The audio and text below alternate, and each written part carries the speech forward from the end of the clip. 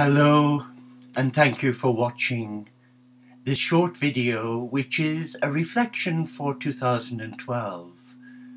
And for those of you who are energetic workers, you will know that what I'm about to share with you is truth. Not Sean's truth, but the divine truth. And though many people have been used as instruments of peace by a loving God, whoops, I shouldn't have mentioned that name, God, should I? Because so many people come out in a rash when the name God is used, and that is so sad.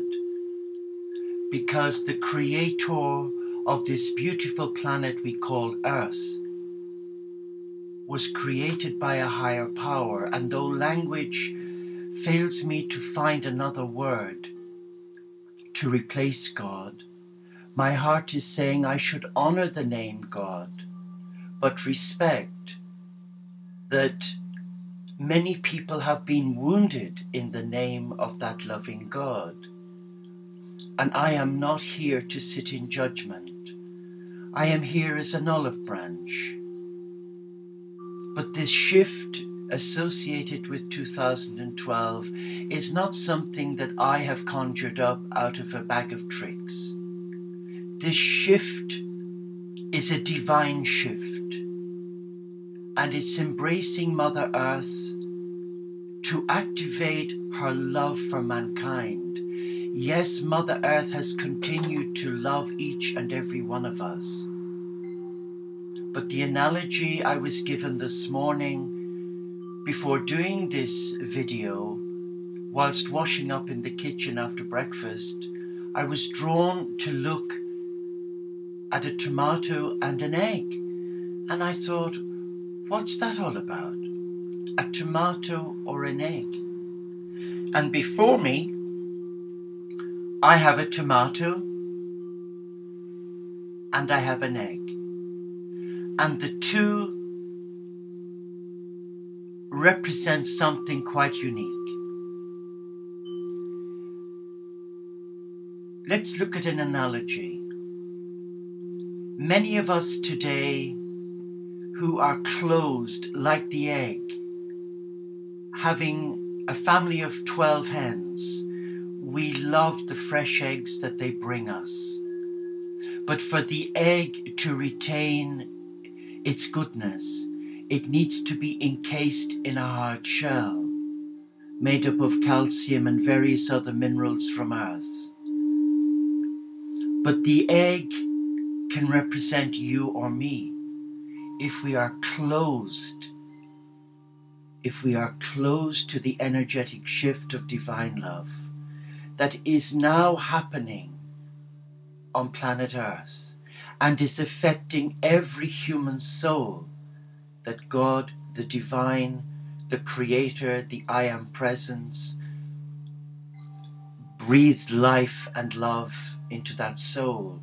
The egg represents the souls of mankind who are closed. Closed because of fear. Closed because of ignorance.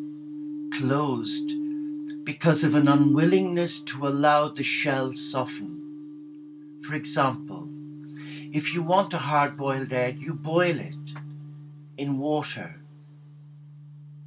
and then you remove the shell in order to access the goodness of what the hen has given us. And this reminds me a lot of my journey. I would say truthfully to you that for about 50 odd years, my life was very much like the egg. I had built up a hard shell around my mind, my body, and my soul. And it took an incident in my life that catapulted me back to childhood, where I had to learn to walk, I had to learn to breathe in the breath of God's love. Because I guess my mind was closed because of fear, because of religious indoctrination.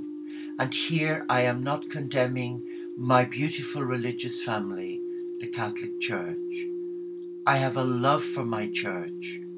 Sadly, my church hasn't got a love for me because I've come away from all the negativism that's been associated with dogma and doctrine. And I've returned to the simplicity of the prophets, but in particular of Jesus, the barefoot Galilean. I've tried to recapture the mindset of this man, not Jesus the Christian, Jesus the Jew, Jesus the high priest, Jesus the Son of God. But I also have a respect and a love for the traditions of my belief as a Catholic Christian. And yes, I am an independent lay monastic Franciscan who on the outside looks in and sends love, light and blessing.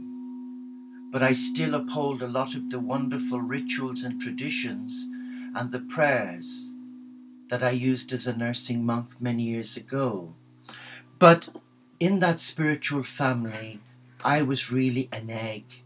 I was closed through fear.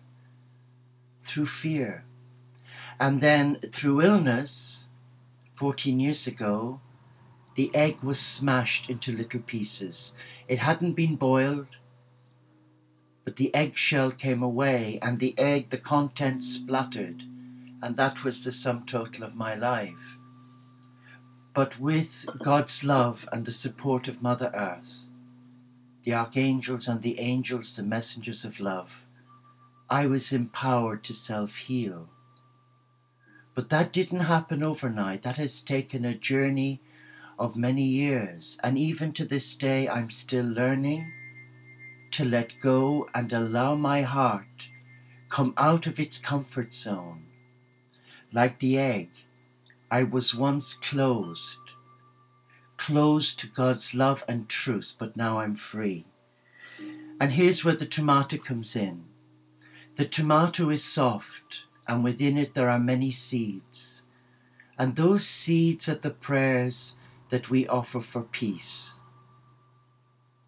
The tomato, when you hold it in your hand, it feels good.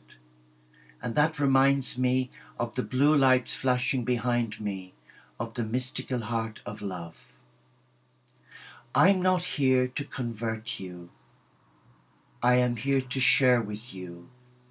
2012 has been prophesied by the prophets, by the Mayans, an indigenous people 5,000 years ago. It's been prophesied by God himself. And Mother Earth has now come out of her comfort zone, where she's guiding all of us to embrace that shift of consciousness, which is about love. Yes, many people purport to speak God's word, but what they're sharing with you and me is a message of doom and gloom. The shift that I'm talking about is the Christ consciousness, reawakening your soul, your higher self to love, God's love.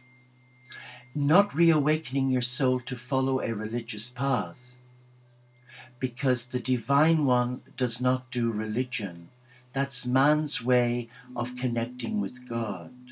The Divine connects with us through nature, and that's why I joined the group that Francis of Assisi guided me to set up in 2008, the Teo Community of St. Francis, who embrace all faiths, not just one faith, and to remove the word religion and replace it with agape, with the word love.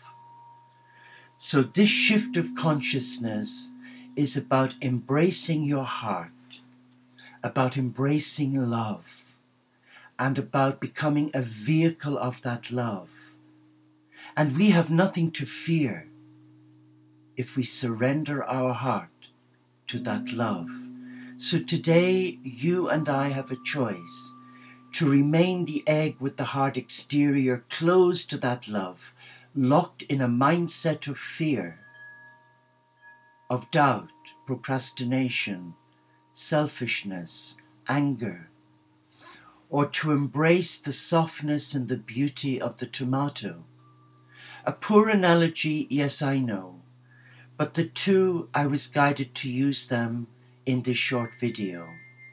And today you and I have a choice to embrace love and co-create love or fear. Thank you for watching. Namaste.